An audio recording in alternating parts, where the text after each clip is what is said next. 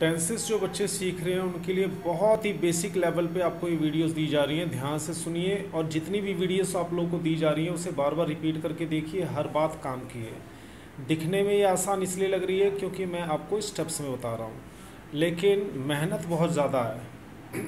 जैसे कोई आदमी दौड़ने वाला होता है तो गुरु से सिखाता है कैसे दौड़ते हैं, लेकिन कितनी तेज़ दौड़ना है उसके लिए उसे खुद मेहनत करनी पड़ती है। इसी तरह आपको भी करनी है। अब इंग्लिश में नियम सीखना बहुत आसान है। बच्चे यही गलती कर देते हैं कि नियम एक आध महीने में सीख जाते हैं, क्योंकि आप कहीं भी जाते हैं वो आपको टेस्ट ट्रांसलेशन करवाते हैं और कहते हैं हम इंग्लिश स्पीकिंग सिखा देंगे। जी नहीं, वो इंग्लिश आपको लिखना सिखाते हैं, बोलना नहीं। बोलना इंग्लिश क्या होती है वो आप लोगों को आगे आने वाली वीडियोस में उसकी काफ़ी क्लासेस दी जाएंगी। आप अपने आप फ़र्क देख लेंगे कि टेंस और ट्रांसलेशन के बिना भी इंग्लिश सीखी जा सकती है।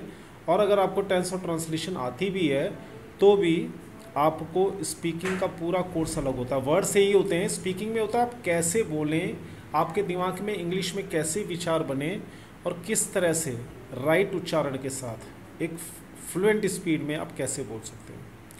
तो आइए देखिए, ये वोकेबलरी के बारे में मैंने आपको बताया माफ़ कीजिए, थोड़ा आइडिया आपको लग जाएगा।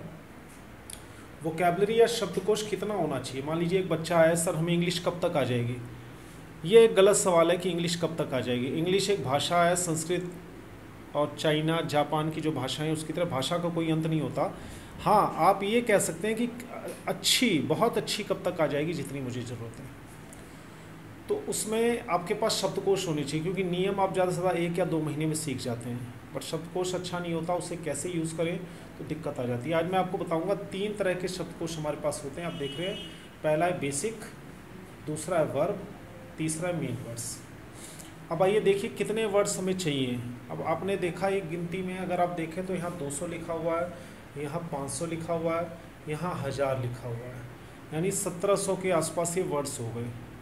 अब ये 1700 वर्ड्स किस कैटेगरी में आते हैं और हमारी कैसी मदद करेंगे और हमें कितनी मेहनत करनी पड़ेगी उसके लिए वो जानकारी मैं आपको दे रहा हूँ। इसके लिए आपको वोकेबलरी की पूरी एक कॉपी अलग बनानी पड़ेगी, ग्रामर के जो रूल्स हैं उनकी कॉपी आपको बिल्कुल अलग बनानी पड़ेगी, और जो आप जिसमें होमवर्क कर रहे हैं, प्रैक्टिस कर रहे हैं, जिसमें काटा पीटी होती है, उसके लिए आपको एक अलग कॉपी बनानी होगी। इसके बिना काम नहीं चलेगा, ताकि आपने जो अलग अलग कॉपी बना रखी है, टीचर जो रूल समझा रहा है अगर वो आपको ध्यान नहीं है तो आप उसी की कॉपी खोलिए। आपको वोकेबलरी याद करनी है तो आप उसकी कॉपी खोलिए, प्रैक्टिस करनी है तो उसकी अलग कॉपी खोलनी चाहिए। कायदा ये होता है।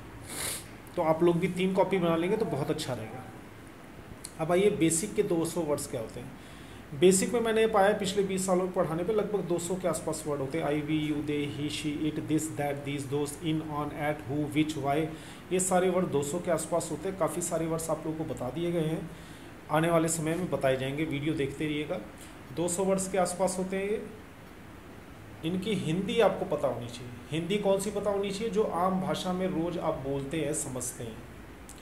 दूसरा, वाक्य में ये शब्द कैसे और कहाँ यूज़ करें ये आपको पता होना चाहिए। जैसे माई और माइन में क्या फ़र्क है? माई लास्ट में आता है, माई बीच में आता है, समझ रहे हैं आप? दिस और दैट में क्या फ़र्क है? इट और दिस में क्या फ़र्क है? तो ये वाक्य में कैसे और कहाँ यूज़ करें इससे पता चलता है आपको। आइए आगे दूसरा देखते हैं। वर्ब्स आपके पास कम से कम 500 होना चाहिए। आप कह रहे हैं सर 500 तो बहुत टफ है। तो अगर आपने 100 याद किए तो आपका काम चल जाएगा, 200 याद किए तो अच्छा हो जाएगा, 300 याद किए तो बहुत अच्छा हो जाएगा, और 400 से 500 के बीच में किया तो बहुत अच्छा हो जाएगा। इसमें वर्ब्स और उनकी 3 फॉर्म होंगी, तो कुल मिला के 500 वर्ड्स हो जाने चाहिए ताकि आप बहुत अच्छा लिख सकें। 500 वर्ब्स आपको पता होनी चाहिए तो आप आराम से लिख सकेंगे, सोच के लिख सकेंगे, अच्छा लिख सकेंगे।